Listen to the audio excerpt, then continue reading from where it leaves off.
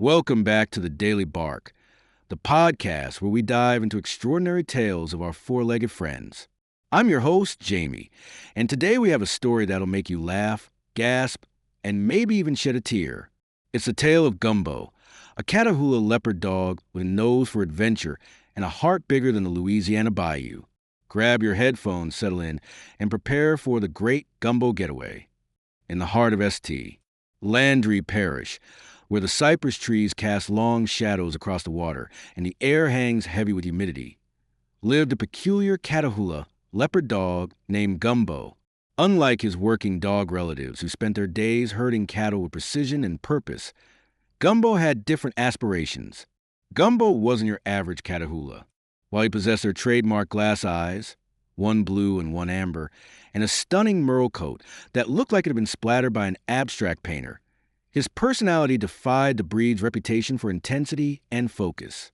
Gumbo was, to put it mildly, a dreamer. His owner, Old Man Thibodeau, had tried for years to train him as a hunting companion. That dog's got the keenest nose in 3 parishes. He'd tell anyone who'd listen at the general store. But his mind wanders faster than the Mississippi current. What Old Man Thibodeau didn't understand was that Gumbo's wandering mind was full of grand adventures. Each night, as the sounds of cicadas filled the air, Gumbo would rest his head on his paws and imagine exploring beyond the bayou, beyond the parish line. Perhaps all the way to New Orleans, where the smells were rich and varied and strange two-legged creatures played magical instruments on street corners. One humid Tuesday in June, Gumbo's chance for adventure finally arrived. Old Man Thibodeau had left the gate unlatched when heading out to check his fishing lines. Gumbo noticed immediately, his keen Catahoula senses alert to the change in his environment. He sat there, staring at the gate for nearly an hour, torn between loyalty and longing. The Catahoula in him demanded fidelity to his home and master, but the dreamer in him whispered of crawfish boils in distant towns, of children who might scratch behind his ears in just the right spot, of unknown territories waiting to be marked. With one last glance at the weathered porch where he'd spent countless evenings, Gumbo slipped through the gate and into the wild. For a working dog who'd never ventured beyond the property line alone, the bayou was an overwhelmingly sensory experience. His nose twitched constantly, cataloging the scent of wild animals, flowering plants, and muddy waters.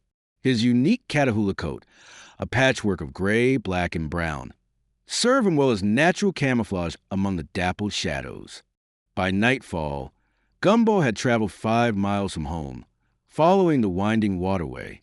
His stomach grumbled uncomfortably, reminding him that adventure came with consequences.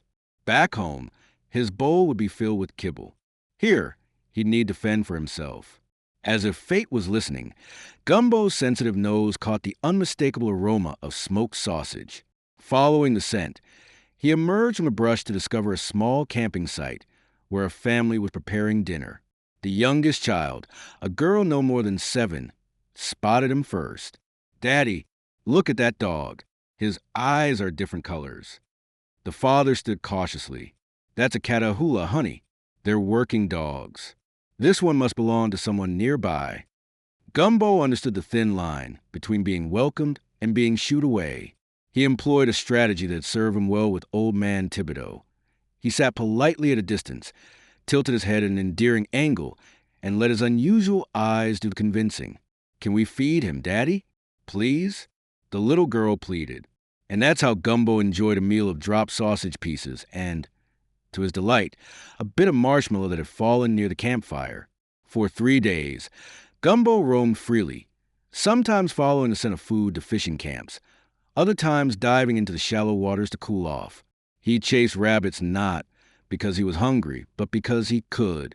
He howled at the moon not because he was lonely, but because he wanted to join the night's chorus of sounds.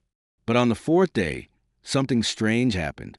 The excitement of freedom began to fade, replaced by a hollow feeling Gumbo couldn't quite identify. That night, resting under a bridge, he dreamed of Old Man Thibodeau's creaky rocking chair, of the familiar scent of tobacco and fish bait, of the routine they'd established over years together. He woke with a start, finally understanding the hollow feeling. It was homesickness.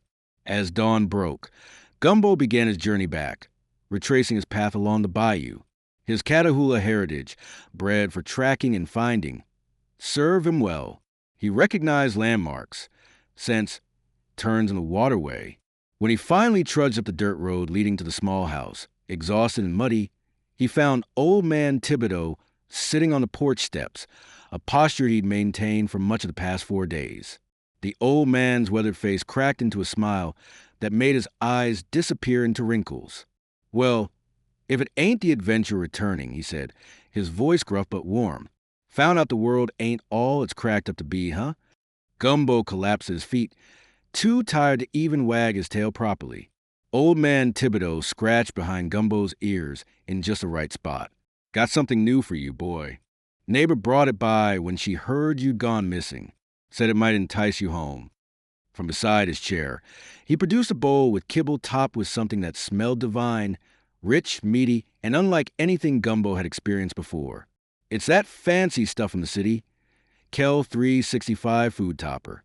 Supposed to be good for working dogs like you, full of protein and whatnot." Gumbo devoured a meal, deciding that sometimes the best adventures are the ones that lead you back home, especially when they end with Kel 365 food topper, the perfect reward for a Catahoula with a wandering spirit and a homing heart. And that's our tale, for today, folks. If your four-legged adventurer deserves the very best after their own explorations, consider Kel 365 food topper, made with premium ingredients to keep working dogs like our friend Gumbo healthy, happy, and maybe, just maybe, a little more inclined to stay within the fence line. Until next time, I'm Jamie reminding you to always pause for thought.